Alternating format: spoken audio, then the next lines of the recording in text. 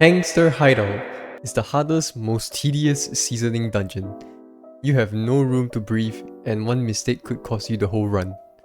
But there are tips and tricks you can incorporate in your runs to make it much easier. Before we start, I'd like to preface that the opinions on the cookies in this video are mainly regarding Hangster Hideout, and are not representative of the cookie's actual general ranking or usability. Furthermore, any comp and/or cookie is viable with good enough investments, and this guide is solely meant to help players clear Hangster Hideout with minimal gear and effort. With that being said, let's begin. There is no sugarcoating it. Hangster Hideout is extremely reliant on your team building and cookie investment. An ideal team for Hangster Hideout consists of 3 main roles: a main damage dealer, a sub damage dealer, and a flex slot. Your main damage dealer is the cookie you will be spending the most amount of time on. An ideal damage dealer would preferably have good sustained AoE damage and good mobility. For this reason, melee cookies are much better in the main damage dealer slot due to their ability to hit multiple targets on their basic attack rotation and their tendency to have extra built-in mobility in their kit. These are the recommendations for the main damage dealer slot. Do note that investment is very important, and a lower tier cookie with high investment will outperform a higher tier cookie with minimal investment. Here are some additional notes and justifications for some of the rankings. Let's start off with Chili Pepper. Chili Pepper is amazing for Hangster Hideout, but she needs high investment to work. Her strong basic attack rotation gives her a lot of tempo as she isn't reliant on her abilities to take care of mobs. You should build her with a good amount of crit rate and crit damage.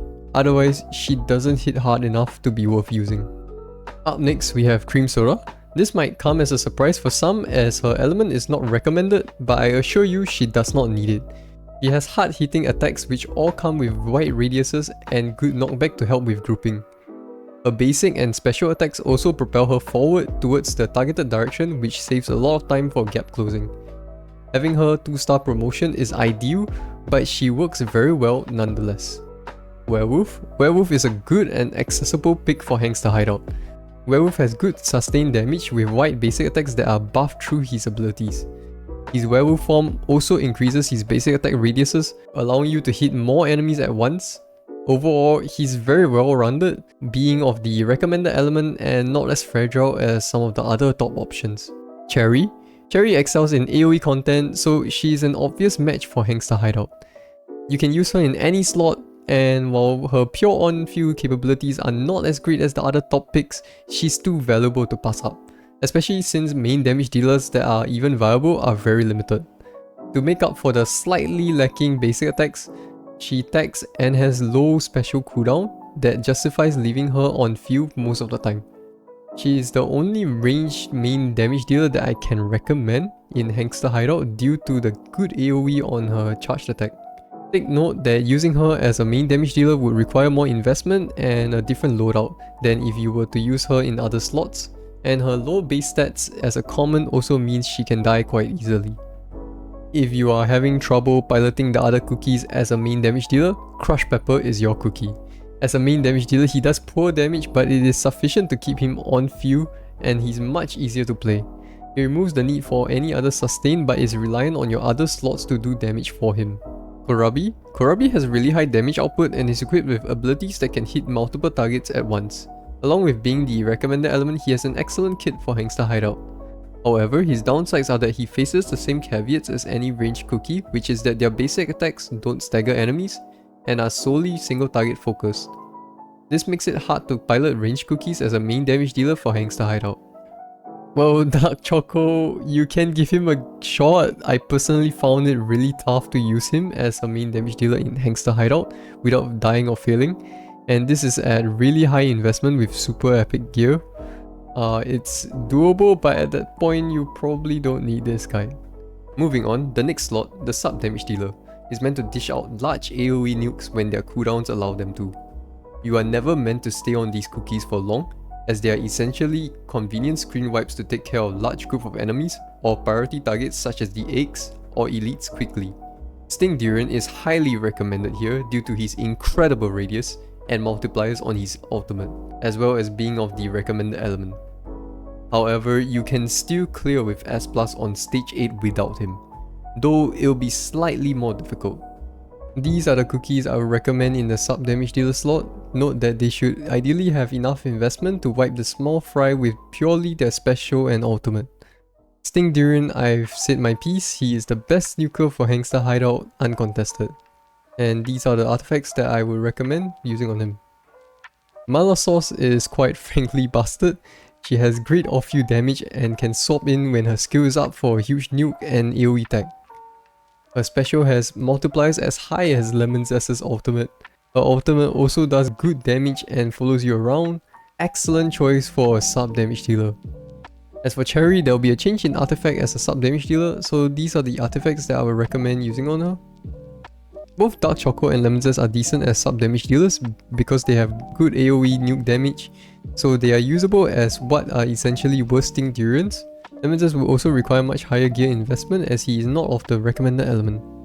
The final slot, the Flex slot, is meant to tie up any loose ends on your team.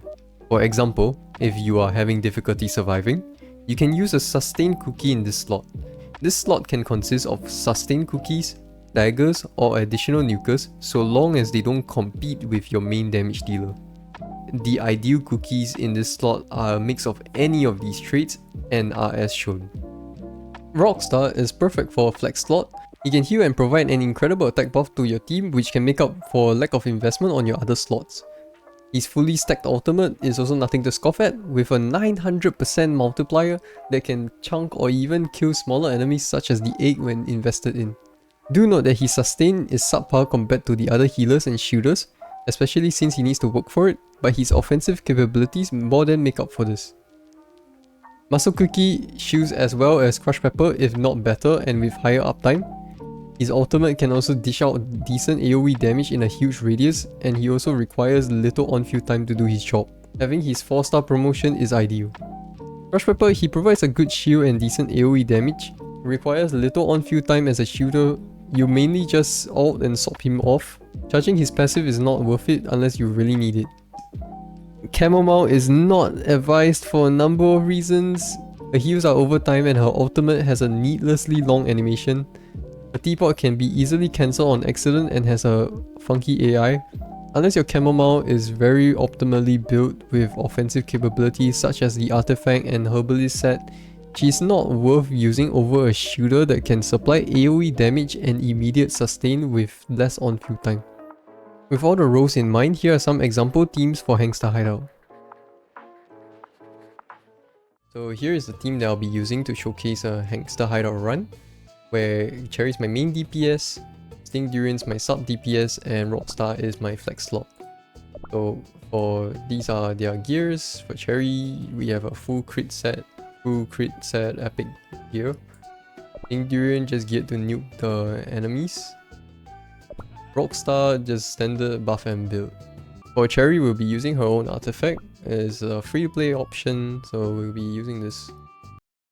So for stage 8 of Hangster Hideout, since we're using a Rockstar comp, you want to pre-stack out the Rockstar stacks first, so that his ultimate will do AoE damage, and then swap off to Cherry, off to your main DPS, and for your main DPS, you want to stay in the Rockstar field at all times, and for Cherry's case, you want to charge attacks, spam charge attacks, especially when we're using her artifact, so we're very much encouraged to use charge attacks.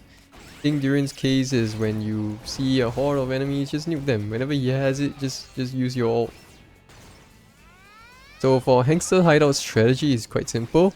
You prioritize the eggs, then the healers, then the small hangsters, and then the elite mobs. Why the small hangsters over the elite mobs? Is because the small hangsters spawn in batches.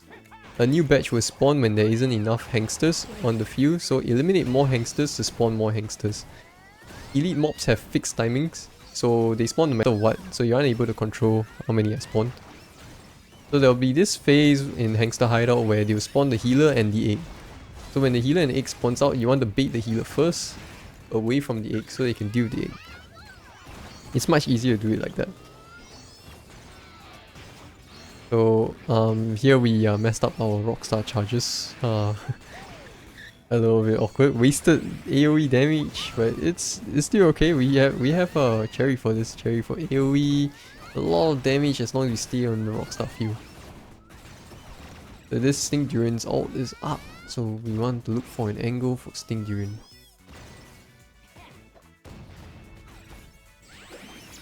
So that nuke. And then with Rockstar, we want him to do a little bit of burst damage to the egg and kill the egg. So Rockstar can pretty much kill the egg by himself. Over here we're aim. Can we push out for an S+? Only 5 seconds left. And yeah, we got an S+. Just in time actually. Wow, that's very clutch.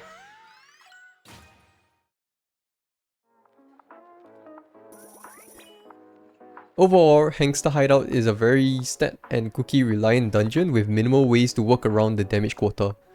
It is very much possible to clear with any team composition, but it would be much more gear intensive and taxing to play. This concludes my general guide on Hangster Hideout. I hope these tips will help you clear or at least ease the intensity of Hangster Hideout. If you have any further questions, don't be afraid to ask in the comments below, to which I'll answer to the best of my ability. If you enjoyed this video, please do consider to like and share this video and check out my other guides on the channel. Thanks for watching.